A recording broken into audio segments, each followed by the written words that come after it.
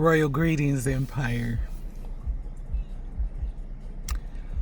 Oh man, like I'm telling you that mental health is a real thing. But if you think you can get healthy and not do any work, it's not easy as a prayer. It's not easy as a prayer. You got to really do some work. So today, because I've been feeling like I need that extra support, that extra push, because there's so much going on there, and then not necessarily bad things going on. There's a lot of good things going on. A lot of good things are about to open up, and sometimes you need people that are in your corner that can help you push through and then keep you encouraged and all of that. And so because I have PTSD and because I understand certain things about mental health, my care team, I have put together for myself a self-care team. I have a massage therapist. I have a dispensary. I have a house cleaner, a person that when I get overwhelmed and triggered and things are going on with me and my house normally suffers, I have a guy that comes in and he cleans my house. So I don't have to worry about that. I have a laundry service. I do.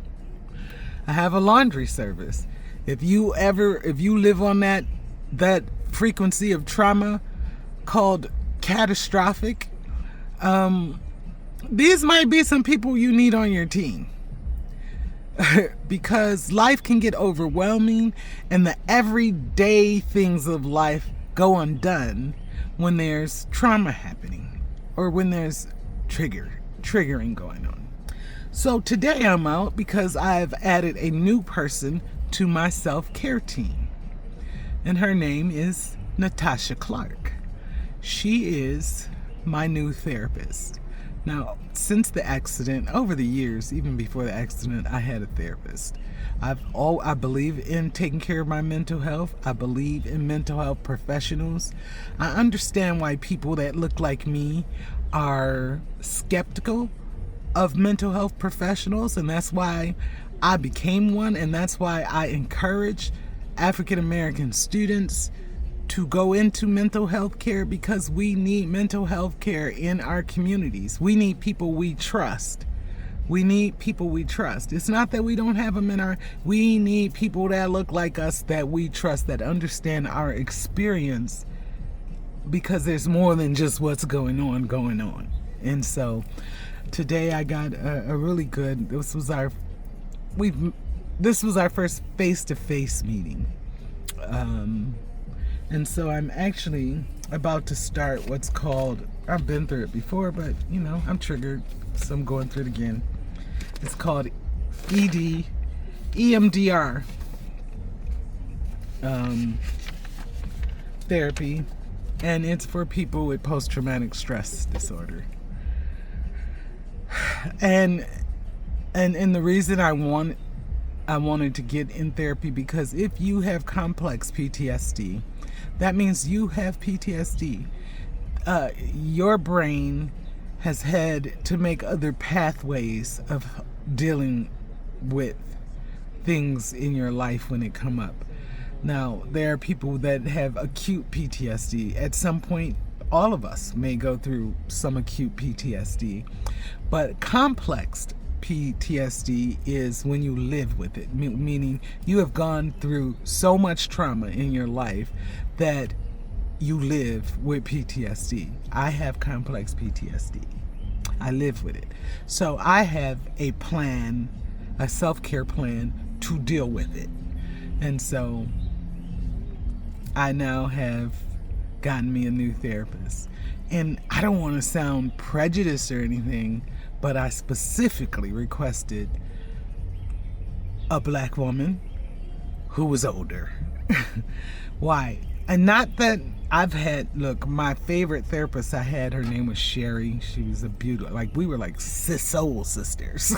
Like, she was my therapist for like 3 years, from like 2012 to 2015, 2016. She helped me get through the rough stuff. And we were good. Then she retired. And I had another therapist. His name was Adam Cecil. And Adam was very, very good. He was older, young man. He was, well, when I say older, that I'm old. So he was older in age, as far as he's probably like in his 40s. Very, very good at what he did. And he did a very good job. My only problem was he was a man. He was a man. Now, that may not mean anything. Doesn't take away from how good he is. It's just about how comfortable I am with who I'm going to be sharing the innermost secrets of my being with. And I just didn't want to share it with him.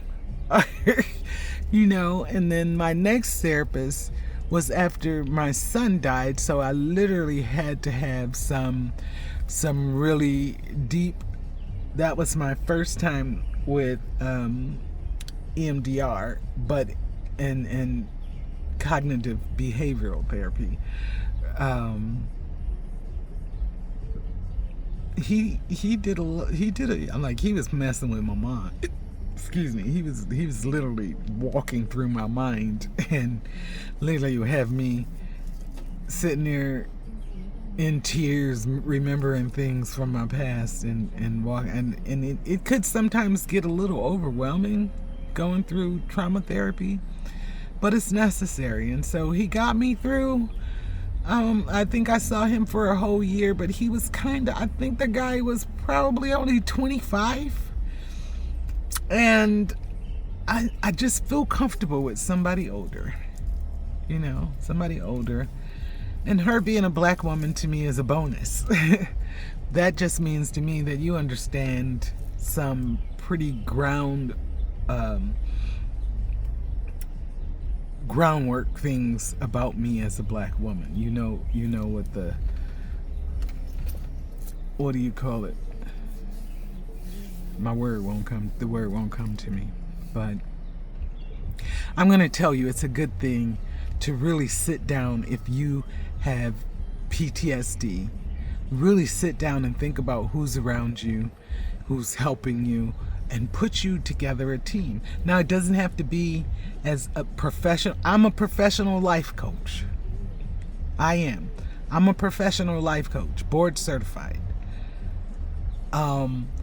So my team that takes care of me is all professionals.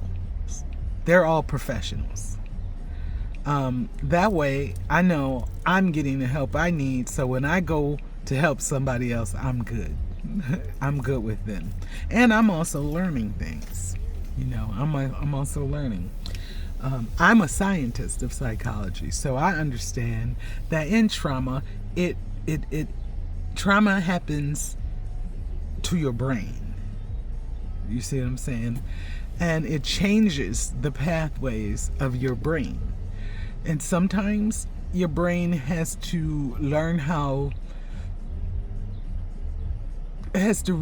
some things. It has to relearn how to cope with some things. See, the brain in itself was meant to heal itself. And if you give it, and usually, I'm going to tell you, one of the reasons why I go away to be by myself, and when I go away, I'm always sleeping. I sleep a lot when I'm away. Is because the brain regenerates. It heals itself while you sleep. It heals itself while you sleep. And so, I'm not going to go on to that. I'm just going to encourage you that if you have complex PTSD, to get you a self-care team and a self-care routine. Take care of you. You can't take care of nobody if your life is going to hell. And you may look okay, because I look good. like I got it all together. But the truth of the matter is, there are times when I am a complete wreck. You don't see those times. But I have people in place that when I go through those times, I have help. I have help.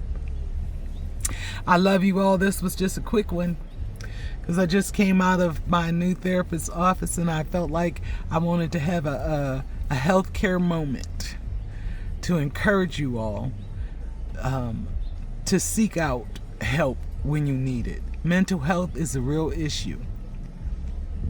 It's a real issue. It's a real thing that people are going through, and there's a lot more going through it than you think mentally.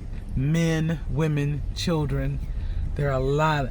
Get you some help. There's nothing wrong with getting help. I'm gonna tell you, I'm an advocate for therapy.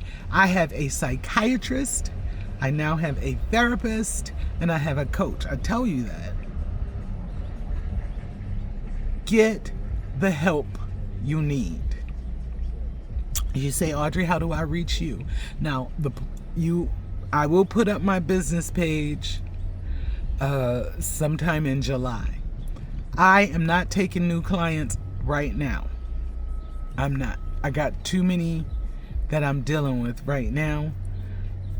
And I really want to get to the point where I can train some other people to work with me. So right now, I'm not taking new clients. I'm working on myself and the ones I'm dealing with. But probably around September, October, you will see my business page go up. It will definitely be before the holidays because I don't celebrate the holidays. I do like to be available for people who need extra support. Maybe they've lost children or, just anything. Sometimes the holidays are very depressing for people. And so I like to be available for people during that season because I don't celebrate. So it's just time of the year for me. And so I normally close down in January, and I only if you're not a client of mine by January, you can't become a client till the next year. So that'll all be explained on my business page. So I'm about to hit this highway and go to work. I gotta be at work at 1. So you all be blessed. You be a blessing. Get the help you need. I love you. I say.